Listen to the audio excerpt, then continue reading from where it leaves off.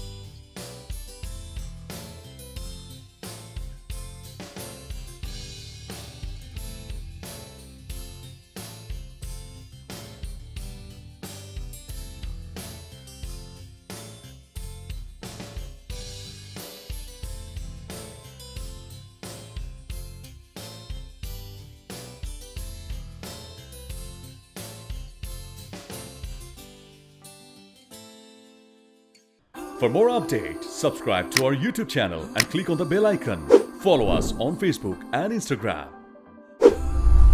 Download T-Sports app to enjoy exciting games and highlights. Visit tsports.com.